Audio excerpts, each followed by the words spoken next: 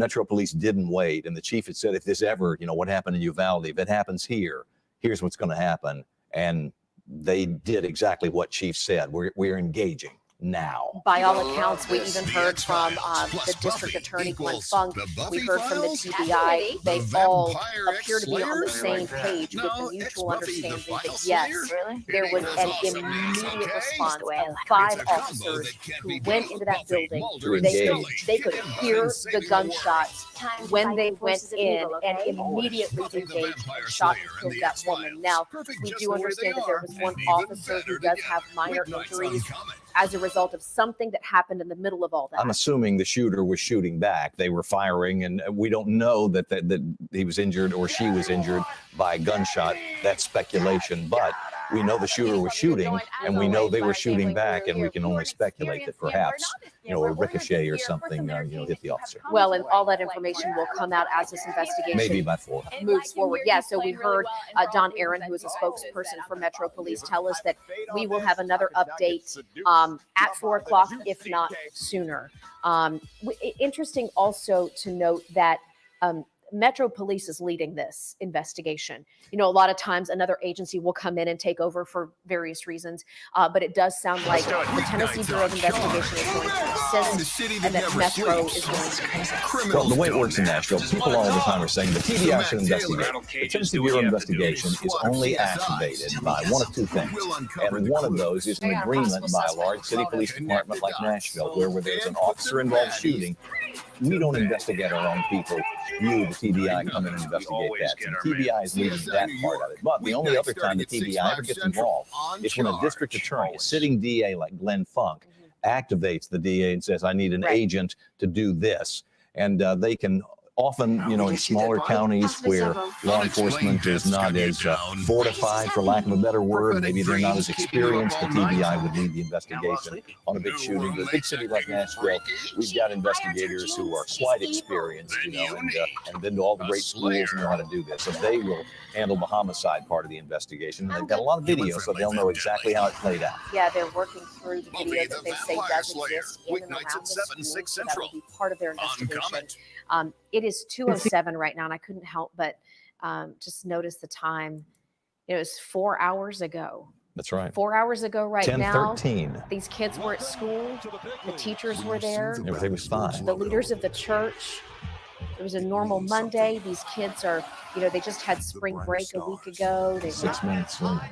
Gearing up for their Easter celebrations, which we saw the Saw on Easter the sign. sign. Yeah, right outside the in front of school. And there is just no way to comprehend that this is how the day would unfold. And we're getting word. I mentioned, we're members of our communities, and so we're getting word from friends and friends who are so deeply and tragically impacted by this. And so we just want to say a special prayer for all of you.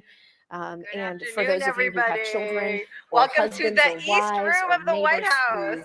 who, walked out of that building alive today. That's right. We are launching we're praying SBA's for you second as well, annual because Women's Business Summit what you in have to go the through White now House. also is Amazing going There's no to guide fill book this for White it. House with And so many we know that incredible the children entrepreneurs. I involved see you, were you are advocates. under I the see all age you, of a including sixth our grader, so chairman of that's the top Senate end is Small 12 or Business 13. Committee, Senator They only Carter. go from Thank pre-K, you, so President Biden, that's for the age we're hosting us. talking about. And we've And heard thank some you, ages, Mr. but we're waiting President, for for official your confirmation, and unwavering police have not yet commitment provided to that. small Let's go back businesses. live to In fact, just there's been outside a the scene historic right now, small and business Fox 17 movement News' under your leadership. Amanda Chen.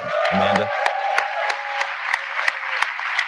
Yes, as you mentioned, we just heard from the that's TBI, the because- district that's because attorney, from day the one, Nashville Fire President Biden Chief has been Swan, the and Metro champion for Police American Chief entrepreneurs. John From the Drake. Now, smallest to again, the as they small, mentioned, there are initially 6 left out of victims, COVID 3 relief, children, who and 3 reopened and adults. Now, that thrived thanks to his 28-year-old American white Rescue female Plan. shooter To the also dead, inventors, and they just confirmed manufacturers, Chief supply Drake says chain that they companies, believe and she was a contractors, student seeking growth at some point at opportunities Covenant thanks to School. his They are still historic working through those details, investment in but they American do believe she infrastructure was a student and clean at that energy. school. And Again, to she our was Main Street 28 job years creators old.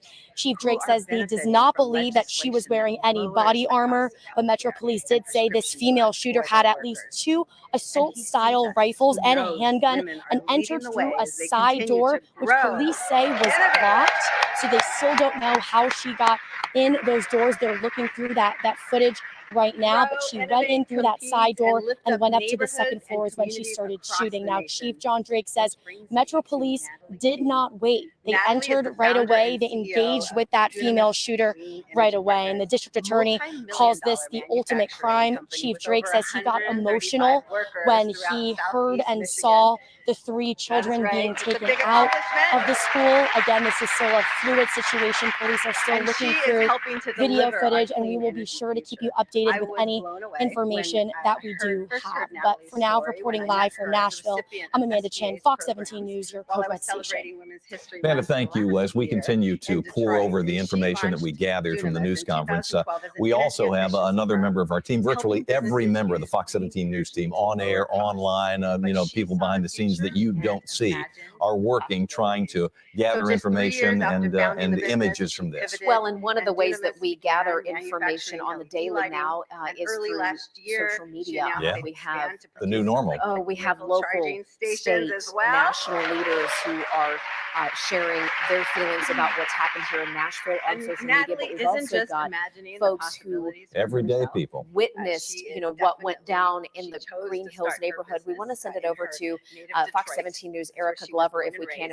Erica, I know you've been looking through some new pictures that have just come out. We always get permission before we use these so people know. That's exactly right. And I do want to say first, Jen and Scott, you all were talking about how we know some of the families, some of the neighbors who are being impacted, right? So I was checking in with my husband because our family knows someone whose little one goes to this particular school. So we were just sitting on pins and needles trying to see what update they had for us. And thankfully their little one is okay. But then I have to think about the other families who aren't getting that news, right?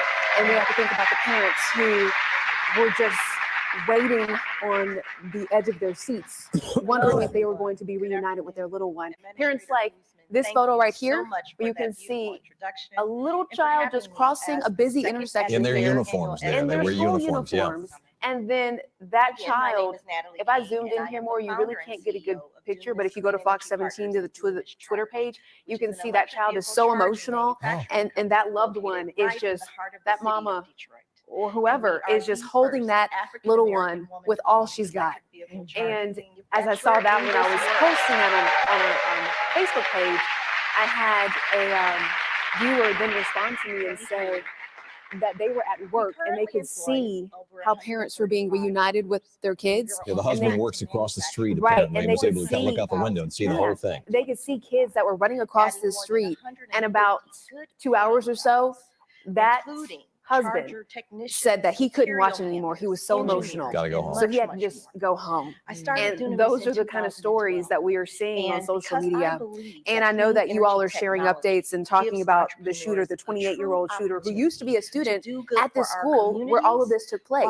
And I want to just remind folks that if you want to watch the news conference again, then go to fox17.com. You can watch that in its entirety and get all of those answers. And of course, you can continue watching our newscasts throughout the rest of the day. Well, we know how people do. It's a multiple, device. We've all got our phones and we're pouring through social media as we sit here. Erica, thank you so much for that update and that perspective. And speaking of perspective, I want to share with you a little bit more about the Covenant School. We've mentioned this is a church-based school, pre-K up through 6th grade.